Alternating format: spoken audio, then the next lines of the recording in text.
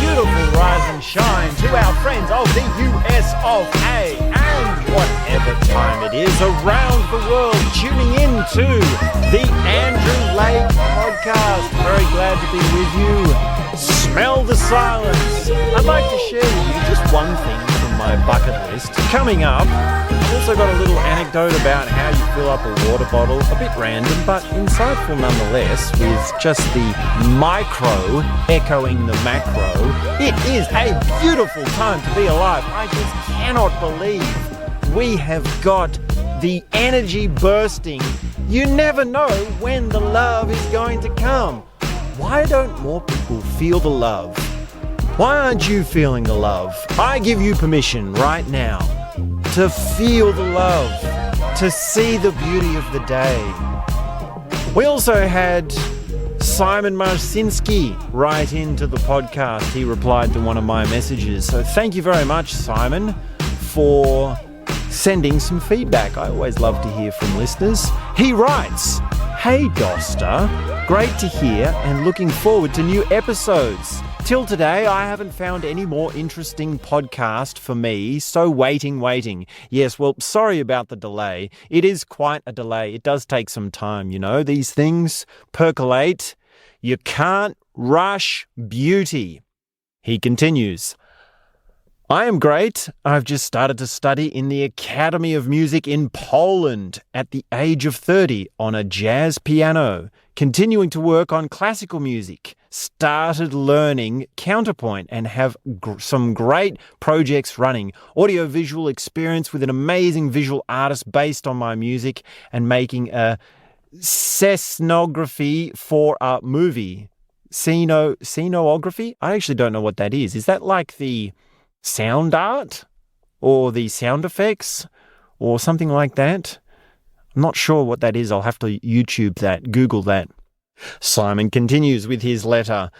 "So a lot is going on, and to be honest, I think listening to your speeches, I came to a conclusion that I want to make a daily habit out of my transcendental meditation practice.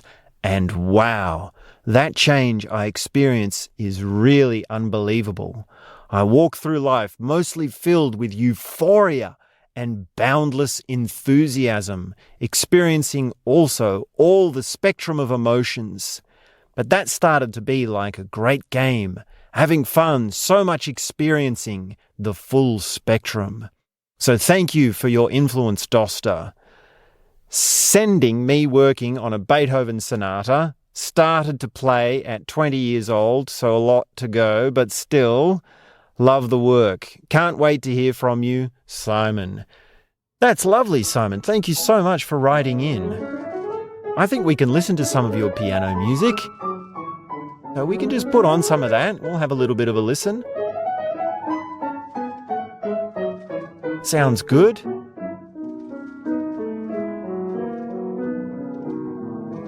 And yeah, this is amazing to hear about your experiences of meditation.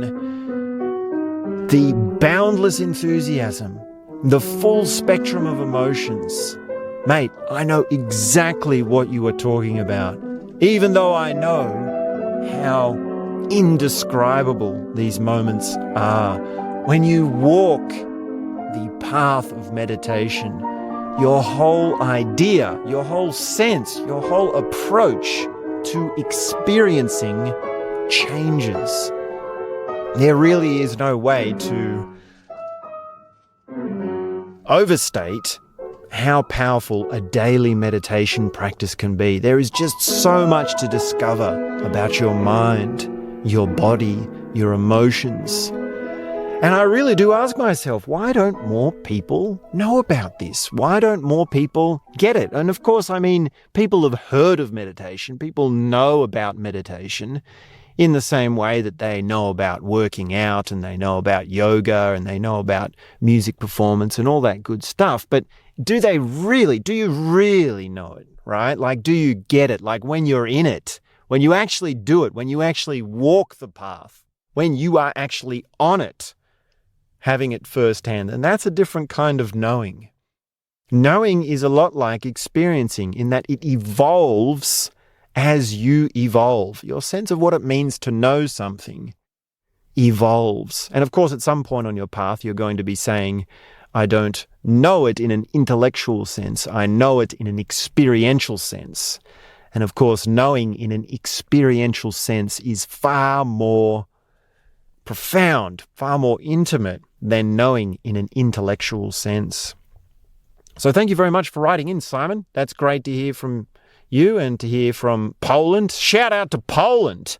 My goodness, what's going on over there? I have no idea. Have you got a bucket list? Smell the silence. I should try and put in the quote of the day every now and then. Smell the silence. Have you got a bucket list? A list of things that you want to do before you die. Now, a lot of the time when we look at these, they're sort of like these, what would we say? It's like a touristy style of bucket list. I want to see the Taj Mahal. I want to see the Statue of Liberty. I want to see the Grand Canyon. I want to see the Sistine Chapel and so on and so forth. And that's great. Nothing wrong with that. But it's a bit touristy. You know, I've always shied away from that sort of stuff. When I travel, I'm more about human connection, personal transformation, experiences of an intimate nature, meditation, techniques, dance. And of course, I feel very grateful for all that I've discovered in the travel that I've done. So I've stayed away from this thing of touristy things, but recently I've had this idea. Okay, hear me out. I know it's a bit weird, but there's a lot to this. This is a bit of an idea. So I want to go and see David. The statue of David, Michelangelo's David. You know the one. Big statue in Florence, I believe it is. Might be in Vatican City. Anyway, I can't remember where exactly it is. Somewhere in Europe. Statue of David. You've all seen it. We all know it. But here's my idea. I actually want to pose next to David. Now, there's a lot to this. The idea is simple, but there's actually a lot of different things to this. Okay, so hear me out. Just let me try and explain some of these from different angles. Like, just give me a second, all right? Just give me a minute. Just give me a minute, would you, please? Thank you. Okay, so where do I begin? I'm going to pose next to David. And I'm going to pose for a photo. So I'm going to need at least one person on my team. Photographer.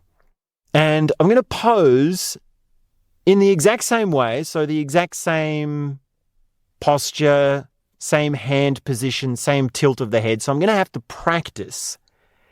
And I'm also going to do it naked. So it is a like by like comparison. And of course, in order to really nail this, I'm going to have to build up my body in certain parts. You know, I think some parts will have to be a little bit bigger. Some parts will have to be a little bit smaller. And of course, I'm going to have to get my hair done in a certain way, right? Maybe even, I've thought about the hair. So my ideas with the hair is to either try and get it done and grow my hair and get it curled and actually prepared, or to have a wig and to just slap it on in the morning as part of the preparation for this mission. So, yeah, and then the thing with the body, posing nude next to the most idealized, perfect vision of a man. Now, of course, I can't entirely measure up to that kind of perfection, but, you know, I think I would be, pretty close. I would be close, not like, I'd probably be 86% there, maybe 87% there. So that's the idea. And the other thing about this is, of course, because David is 3 or 4 times the size of Smell the Silence, then I'm going to have to stand in front of the statue to the right degree or the right amount, to get the proportions right, or to get the, perspective, right? So we're going to have to measure out the perspective so that I'm standing there. And of course, the photographer is going to have to be quick, and I'm going to have to be quick, because I think nudity in the chapel is illegal, and I suspect I would get arrested very quickly. And the idea is to make it a publicity stunt, right? You know, headline, Australian man strips naked in front of statue of David for like picture. And of course, I know it's not the most original idea. I know people have got naked in front of David before. I think it's actually sort of a generic idea. Well, it's not entirely generic, but it's been done before, but just not quite like this, not in the way of doing it as a parody.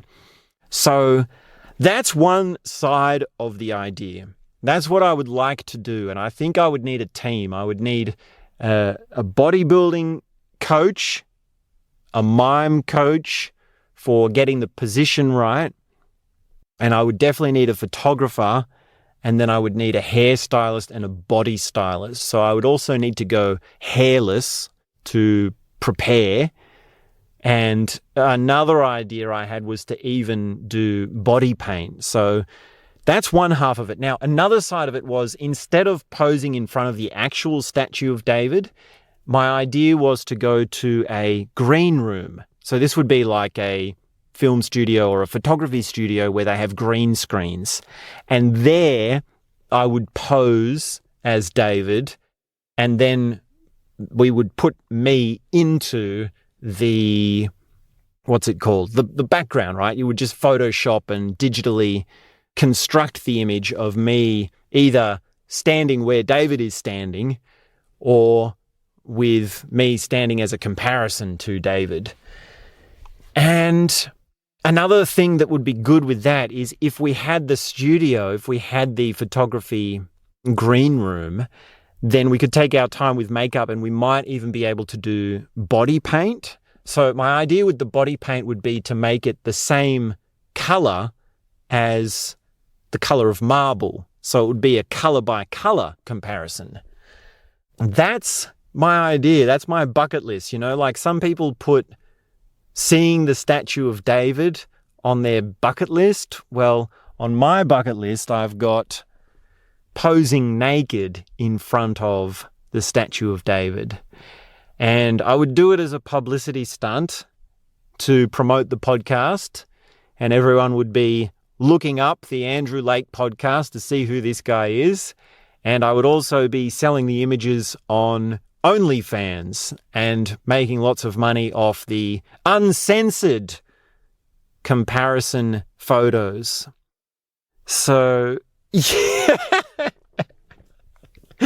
You know, I just have such crazy ideas. I can only just talk about them, right?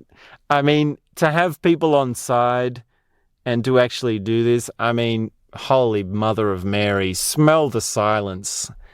It would just be like too much. I think the hardest part would be just getting my body toned quite enough. I think I'm almost there. I'm probably like 86% there, maybe 87, 88%.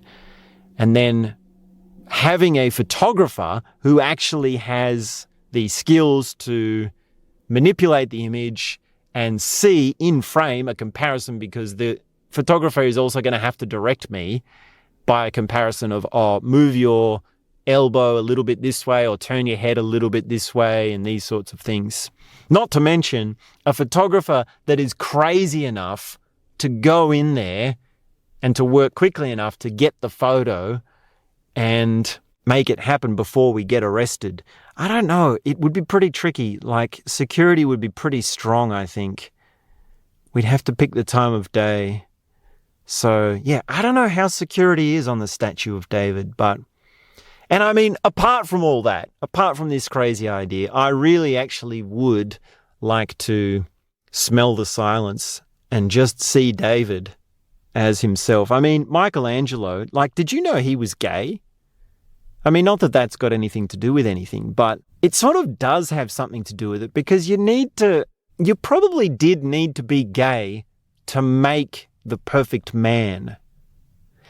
And the other thing is, this block of marble, I actually heard when I read a biography on Michelangelo, was that he was not even the first person to try this block of marble, because this particular block of marble that was turned into the statue of David was, of course, a special thing because it was a certain size, it was a certain shape, it was quarried from a certain place, and marble of that size doesn't always come along. It's a very particular thing of sourcing marble. And he was actually the second or even the third artist to try and work that block of marble, but they had given up, the previous artist, because it was just so physical and it was just so laboring to try and actually get something out of it, to draw the figure out of it. Now, I did meet a sculptor once, and he described it to me like this. He described his experience of sculpting like this, like he can sense the figure inside the marble and he has to draw it out. He has to feel it closer and closer and become more and more intimate to it. And Michelangelo, like, just imagine him with his hammer and chisel, his sandpaper, and he's got dusty hands and dusty feet, and he's got lots of rock, and he's sweating, and it's this physical thing, and his hands are all rugged, and his feet are rugged, and his clothes are haggardy. He just works, and it's this physical thing, right? It's just this incredible labor, extremely physical. Yeah, he would have been massively strong, having a huge clench in his hands. And an incredible drive, just an amazing passion. And of course, he was supported by all of the powers that be, all of the political figures, all of the religious figures. They all saw him as this grand artist. And very much so, I think that his homosexuality was sort of kept as a kind of unspoken thing, right? Because he was such an amazing artist. The powers that be had to give him what he wanted, right? They had to give him the men, and they had to give him basically anything he asked for, which was money and, let's be honest about it. Oh no, security's here. Oh man, I can't believe it. And I got a few minutes left. I was also going to share a little bit about, just because security's here, it reminds me that I was going to share this moment I had just before we started this episode. Smell the silence. Okay, what am I saying? Is this just descending into absolute chaos? Am I just becoming more and more random with every episode? Look, all I'm trying to say is sometimes when I fill my water bottle up, I get the exact amount right. And this is significant because the tap where I fill my water bottle up is one of those ones where you push the button and then the button slowly comes out while the water's coming out. And then once the button has fully reached its way out, the water stops. So you have to press the button before it stopped coming out the first time to time it so that the second time coming out is when the water stops, exactly when the water bottle is filled. And I don't know why I'm telling you this. It's got nothing to do with Michelangelo's David.